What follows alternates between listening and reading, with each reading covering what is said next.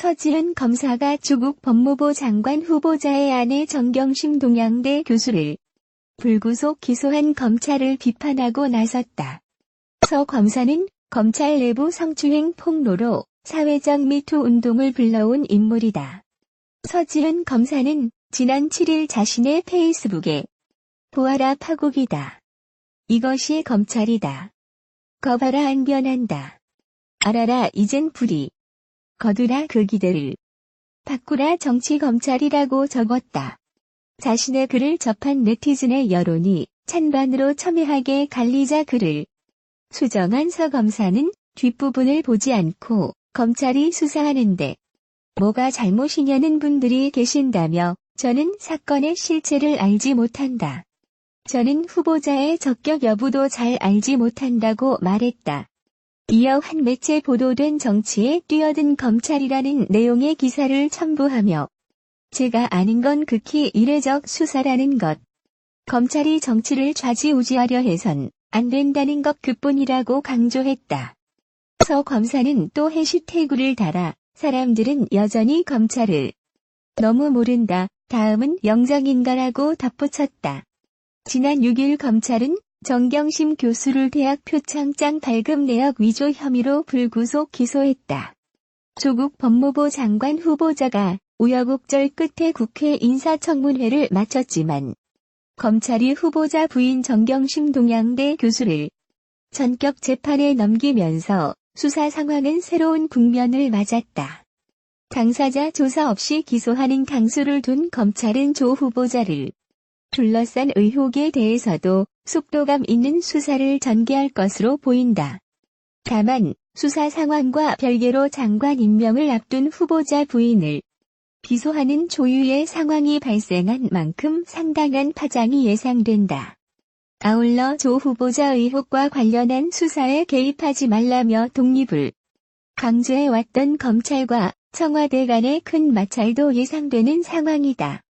7일 검찰에 따르면 서울중앙지검 특수 2부는 전날 오후 10시 50분께 조 후보자 부인 정경심 교수를 사문서 위조 혐의로 불구속 기소했다.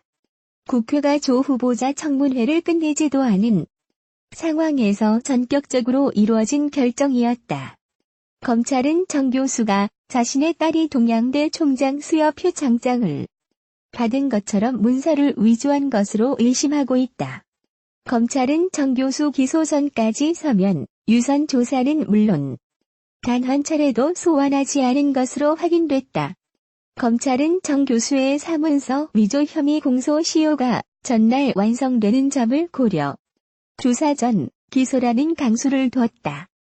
정 교수 딸이 부산대 의전원 입시 원서에 기재한 표창장 발급 날짜는 지난 2012년 9월 7일이다.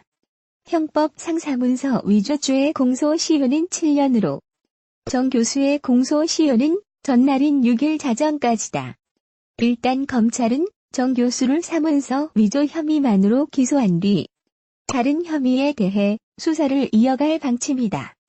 검찰이 정 교수를 조사도 없이 기소하는 초강수를 두기 전 국회 인사청문회에서도 역시 조 후보자 딸의 동양대 총장 표창장 위조 의혹과 부인의 개입 의혹 등을 두고 날선 공방이 이어졌다. 하지만 조 후보자는 부인과 딸 의혹 관련 내용들을 잘 알지 못하며 위법은 없었다는 취지의 기존 입장을 고수했다. 그는 지난 2일 당초 예정됐던 청문회가 무산된 후 급작스레 가진 기자간담회에서도 비슷한 취지의 답을 내놓은 바 있다. 또 부인과 최성해 동양대 총장의 전화 말미에 잠시 자신도 통화를 했지만 조사를 잘해달라는 취지의 부탁이었다며 압박은 없었다고 선을 그었다. 부인이 동양대에서 컴퓨터를 가져온 것은 맞지만 언론 취재 등으로 출근이 어려운 상황이었고 곧바로 검찰에 제출을 했다고 재차 강조했다. 가로등 전멸기 생산업체인 웰스 C&T가 조 후보자 가족이 출자한 사모펀드에 투자를 받은 뒤 매출이 크게 상승했다는 의혹에 대해서는 적극적으로 반박했다. 그는 펀드 투자와 관계없이 관급 공사가 이루어졌음을 확인할 수 있었다며 저나 저희 가족하고는 아무런 관련이 없다고 했다. 블라인드 펀드인 만큼 투자처 등을 사전에 알 수 없다는 기존 해명도 다시 언급했다. 조 후보자가 청문회에서 가족을 둘러싼 의혹을 적극 해명했지만 자유한국당 측은 여전히 의혹이 남았다는 입장이다. 검찰 역시 위법이 없었다는 조 후보자 해명과는 다른 판단으로 부인을 재판에 넘긴 만큼 나머지 의혹의 진위 역시 검찰 수사로 결론이 날 전망이다. 검찰은 공적 사안이라는 점을 강조하면서 조 후보자 임명 여부와 상관없이 신속하고 철저하게 사실관계를 규명하겠다는 방침이다. 청와대 고위 관계자와 박상기 법무부 장관이 조 후보자의 의혹 등의 입장을 내놓자 검찰은 수사 개입 우려가 있다. 수사 중립성이 훼손될 수 있다면서 공개 항의하기도 했다.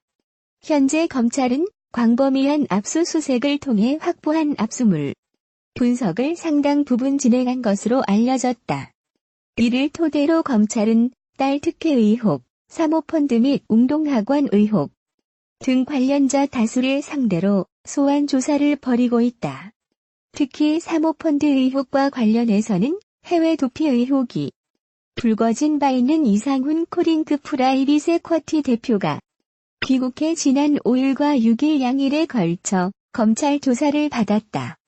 이 대표는 조 후보자 가족 펀드 의혹이 불거진 코링크 B 운용 과정을 규명할 핵심 인물로 검찰 수사는 한층 탄력을 받을 전망이다. 손석희 JTBC 사장이 조국 법무부 장관 지지자들의 거센 비판을 받고 있다. TV에서 JTBC 채널을 삭제하는 등 시청 거부에 나서겠다는 움직임도 나타났다. JTBC가 조 장관의 임명 과정에서 불거진 딸의 입시 부정 의혹, 가족 사모펀드 투자 의혹 등을 보도하면서 조 장관을 지나치게 비판했다는 이유에서다.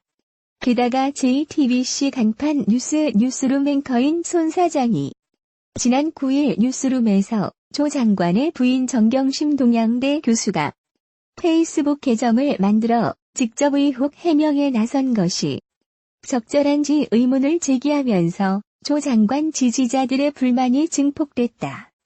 손 사장은 피의자 신분인 법무부 장관의 부인이 직접 여론전에 뛰어드는 것이 적절하느냐 하는 지적도 나온다고 언급했다. 이에 대해 최경영 KBS 기자는 전형적인 통념을 바탕으로 한 왜곡된 비판의 사례라며 논리도 괴상망측하다고 지적했다.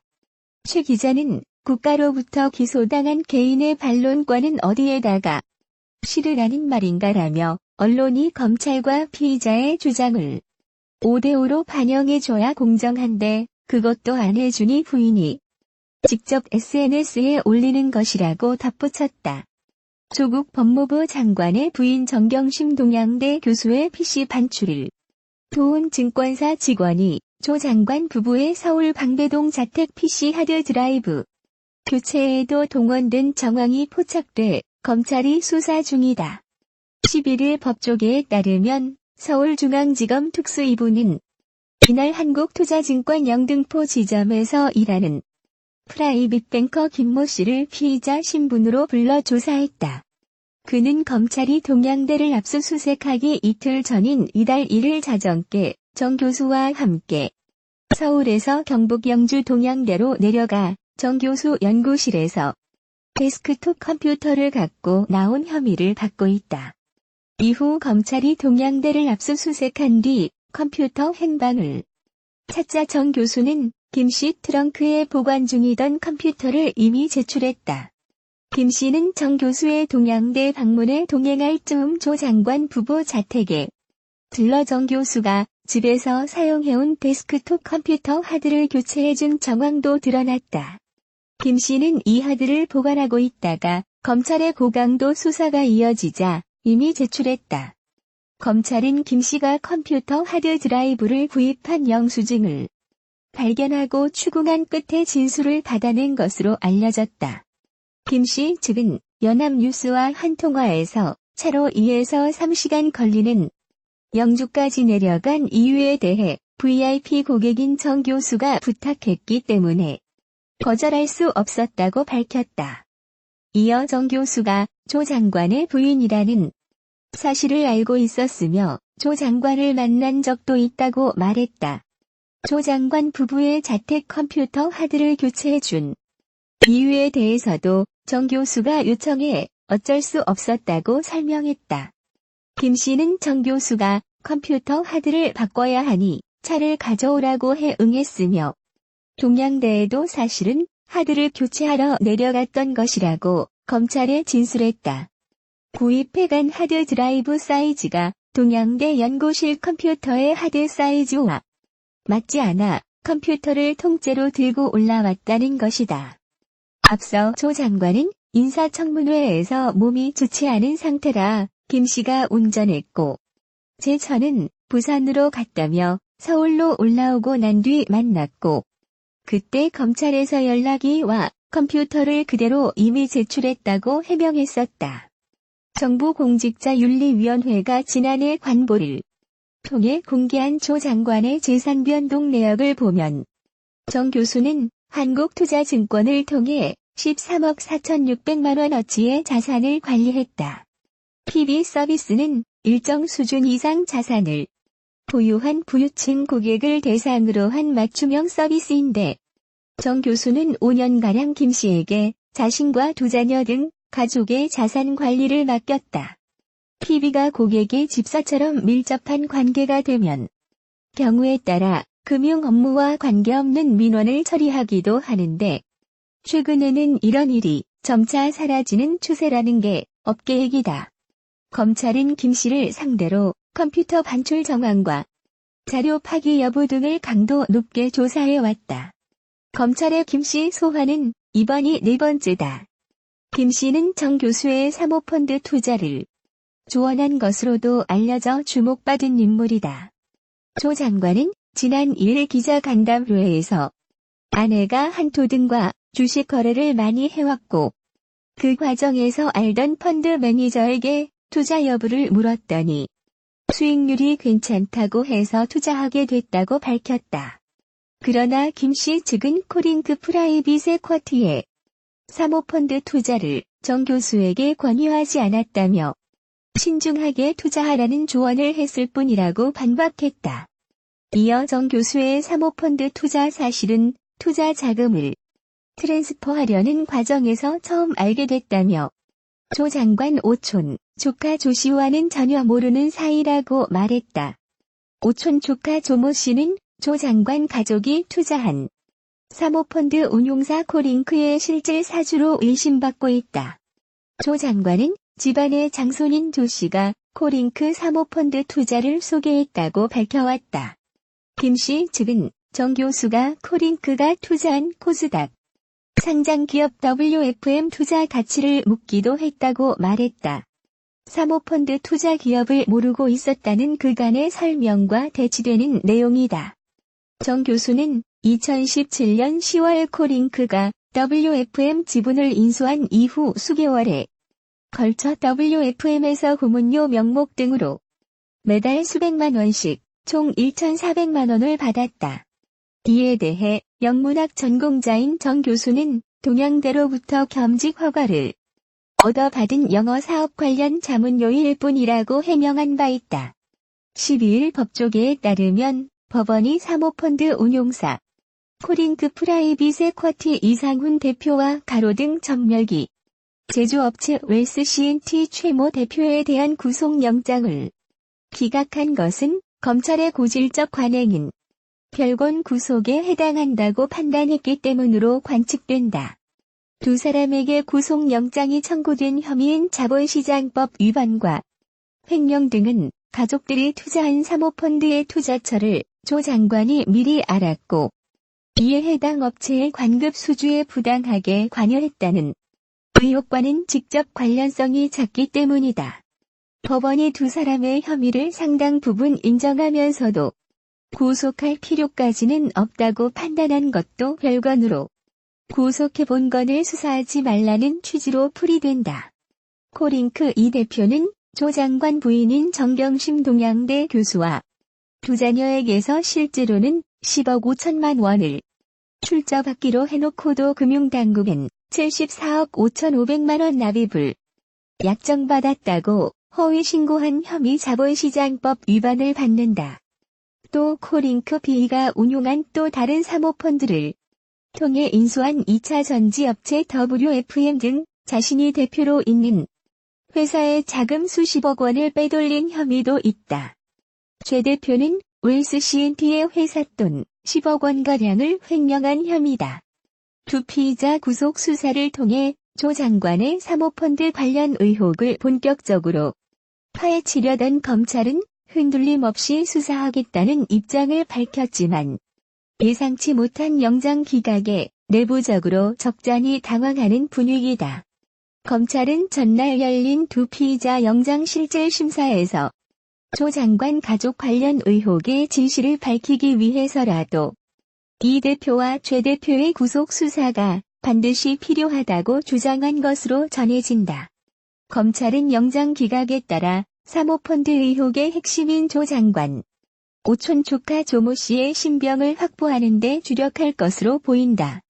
코링크 B의 실제 운영자라는 의혹을 받는 조 씨는 조 장관 관련 의혹이 언론을 통해 집중 제기된 지난달 말 해외로 출국한 뒤 귀국하지 않고 있다.